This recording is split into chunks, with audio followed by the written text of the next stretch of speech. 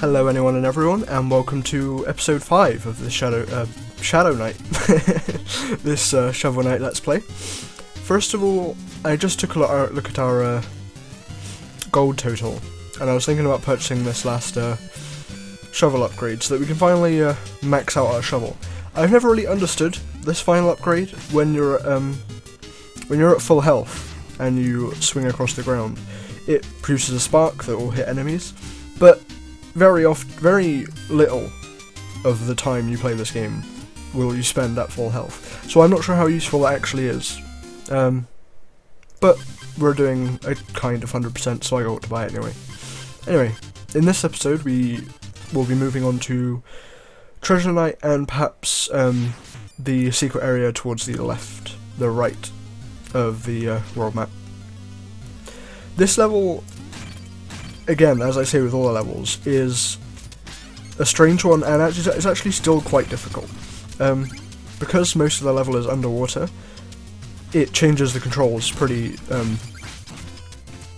dramatically. When you try to jump, you jump like half the screen, and when you fall way slower than you should do. And you've only really got this level to get used to it, because once you leave this place, you spend very little time underwater again. Look at this guy. I've recently gone through this level, because I've been playing Shovel Knight again through in my own time. I've kind of gotten to know these levels a little bit more as well, because in speedrunning you don't really get to know these kind of secrets. You get to know what the quickest way through each level is. Which often misses out some of the more interesting stuff that you can do. So I'm going to kind of perhaps take my time a little more with some of these extra bits in the levels, like actually fight these guys. As much as I don't want to, fighting those guys is a good time. And you get, they hold quite a large amount of treasure. These sections especially, with these appearing eels, they've caught me more than one time. And this is the thing here, if you jump on this ledge here, you're more than likely to just hit the spikes on your way up. So you've got to jump all the way from the bottom and hope this grey snail man doesn't get in my way. Those other moving platforms also can be an issue, because you can simply just get crushed between the ceiling and one of those platforms if you stay on it too long.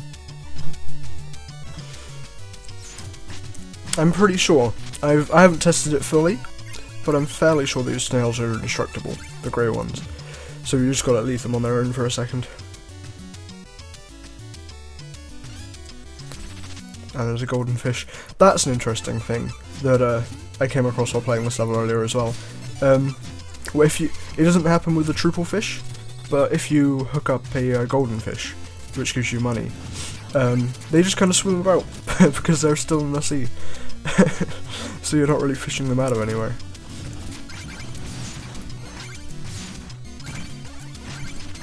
The little mark denoting the secrets in this level is cool as well. There's a little, I'm not sure what you would call it. I want to say an Omanyte, but I don't think it is an Omanyte. I think that's just the Pokemon. These dudes are always trouble too, but they do drop 100 treasure gold, whatever you want to call it. These guys are neat because you can bounce on their, they are indestructible apart from that black eye. Well, their head really. They're fairly lenient on the hitboxes, but so you can you're given a little bit later in the level where you can kind of bounce along them. And most of the secrets use them as platforms too. Like this one, I think. Yeah. You've got to use them on the way back to get back up to the main part of the level. Oh, there's also, I almost missed it, a fishing spot here.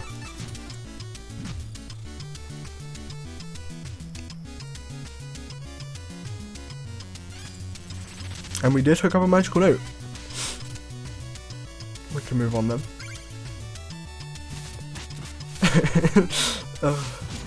I'm not really sure what they're meant to be though.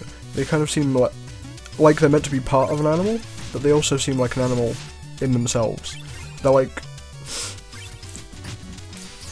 if an octopus's tentacle was a being in itself. I always scum the screen because it's really difficult to do normally.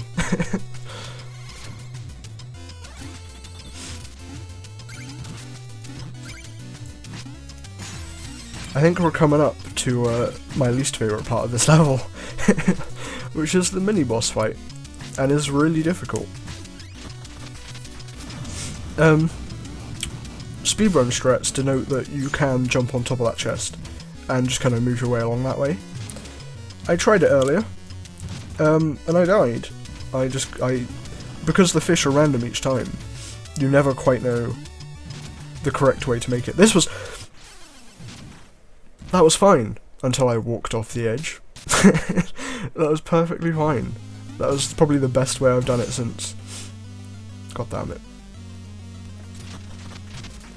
It's probably unlikely that I'll get that treasure back too.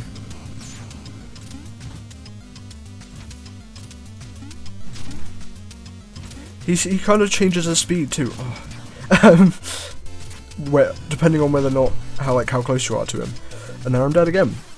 Once you're hit off one of those platforms, you're not getting back up. Oh god. And apparently, how much you hit the checkpoints carries over each life. Because now I've destroyed that checkpoint and cannot go back to it. Good. If I don't do it on this life, man, I'm gonna be mad. The snail always catches me out. Okay. I got it this time. Just don't walk off the edge. Yeah, there we go. I can skip by that 400 treasure maybe.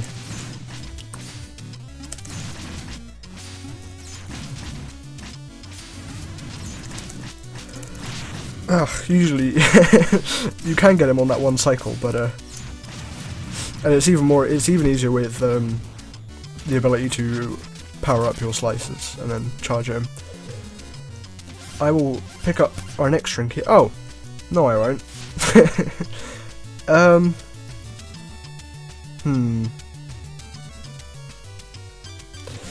Well, okay. I guess we'll move on. And we'll pick that up when we go into town. I don't know why I destroyed that, because I've also destroyed the last one. So if I die now, I'm going to go way back.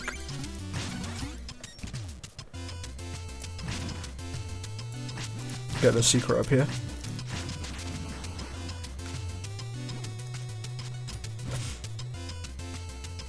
Oh well.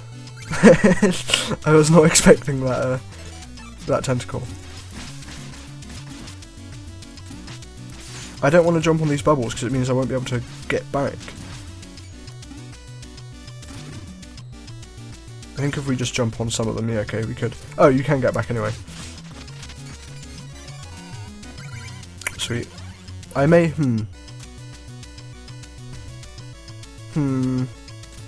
You know what, we're gonna leave that fishing spot. Yeah, we are. Yeah?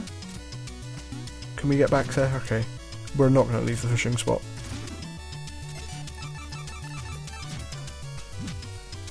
Hopefully this is actually worth something now and not just a triple fish. I pulled it up too early.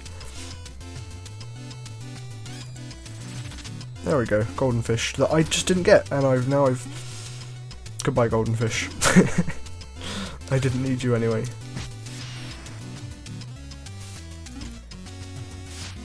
Those things are really neat, those kind of propelling systems, although I'm not sure really what they're meant to be. They're cool though, don't get me wrong.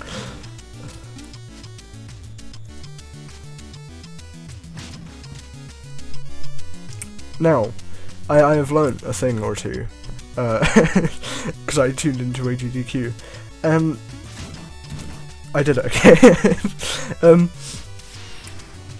One of the speedrunners who was speedrunning this game was talking to the devs, and they said they did actually put that that block of treasure on the wall there, so you could speedrun that screen completely. And that's a neat little design choice. Like, I imagine when you're developing a game, you don't really think of well, the people who would be speedrunning it in the future. But no, that's neat, that's cool. This screen right here is one of the longest in this level, and one of the hardest, easily. That guy gets me sometimes, but he isn't the main threat. If we can finish off this guy before he becomes too much trouble, and then we can just move on to the screen. There is another little Lancer man, who may be some trouble, but we don't have to deal with him for a second. They also seem to be one of the few enemies that actually use the trinkets that you can get against you, which is nice. Now you can kill these guys, but it's not really worth it for the minute. Maybe you can't even. I'm not sure if they angle up correctly. Okay, maybe not. In theory. With the anchor you should be able to, but I did not have enough gold to pick it up at the time.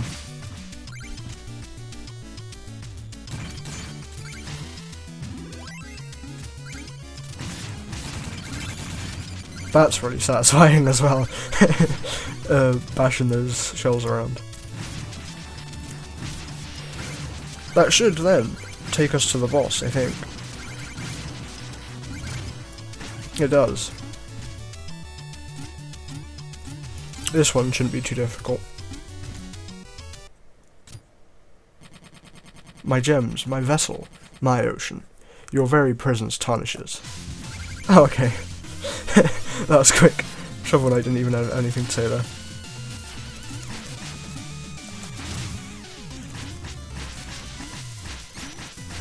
Now this guy you really can just stand in front of and spam dual side attack. Jumping down on him isn't really worth it, because it takes so long to first jump up and then fall down on his head. The whole movement takes way longer than a couple slashes to the side. And he really doesn't deal damage fast enough to you to make that not an effective strategy.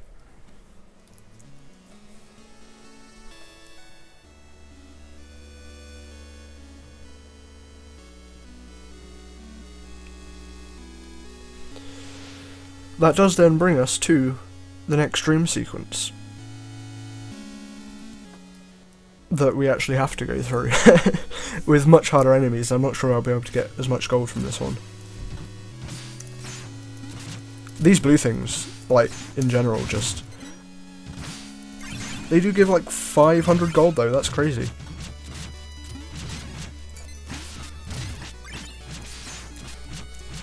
I do kind of want to catch Shield Knight as she falls. Okay, I'm coming. This dude, he might catch me up. Okay, no. I feel like I kind of missed out the actual story of this game by skipping the intro cutscene. We are Shovel Knight, and our beloved Shield Knight has been captured. And that is the whole reason we're journeying, to defeat these Knights of the Order. Otherwise our journey is kind of without a purpose, and I kind of realised that because I haven't really thought about it since we started.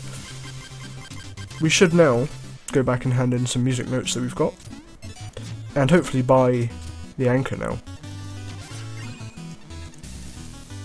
That does bring us to over 11,000. Hello, dude. That does then, I think, fill our health? I'm pretty sure max was 10, but it might be 9. Okay, no. Wait, you get one more at the end, don't you? So, okay. We can buy another gold magic vial. Head on down to Chester, who should still have that thing in store, although I think it costs more now. Yeah, it does, by 500, but that's alright. And the anchor is one of the few ones that I will use outside of either that level or just anywhere else, other than the Flame Ward, because the anchor is actually pretty neat. And here it is. Here's the catapult that will send us to the second city, now that we've unlocked the next part of the world map. We can then travel back and hand in this note quickly.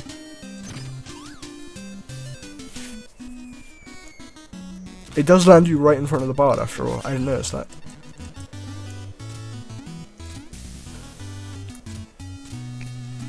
With 4,000 gold left over, I guess we should now just be saving up for the other armors, so we can indeed call this 100% rather than just I buy what I need and say I'm done. I guess we can also do this gem level over here before checking out that side of the map.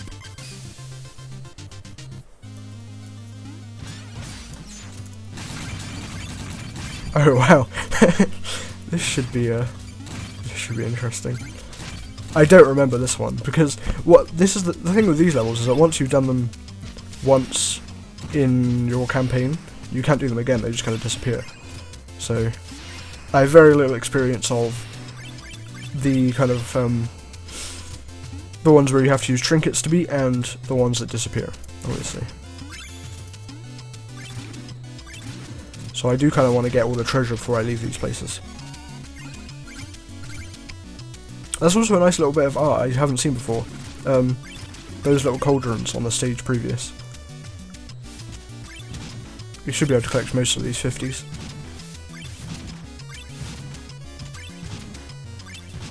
There we go. And clear the screen. And that'll be that, I guess. That was a solid maybe 2,000 extra. So we can go back and spend some more to buy another magic vial. Keep calling them gold vials.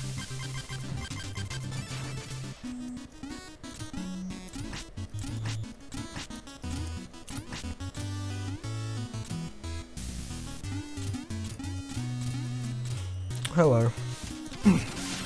I don't remember them being this expensive. The last one must be like 8,000, right? Yeah. We can save up for that pretty quickly though, I think.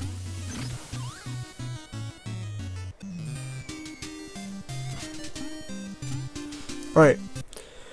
Let us move on to the only remaining secret stage, I guess, in this section. Although we may not have enough money to get in. This is the Hall of Champions, a living monument to the founders of this great land. Admission for one. That would be 5,000 gold, please. No way. You do get the money once you've completed it on the way back, but I'm not sure. Well, we don't actually have enough money to do it now. I guess we'll fight Black Knight again then. With you by our side, Black Knight, total domination is within our grasp. I beg of you, take my words to heart. Your safety is my only concern.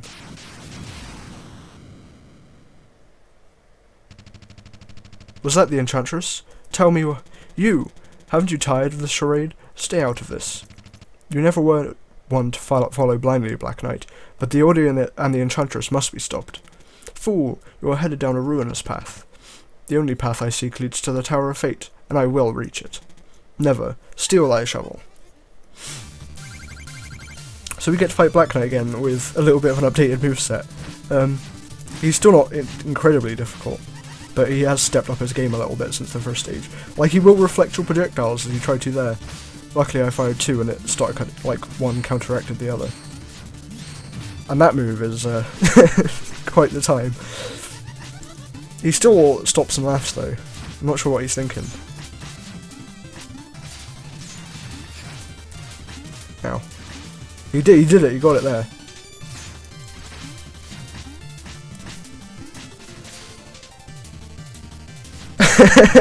that wasn't gonna work. He might kill me. He's only got one heart left though. Bam.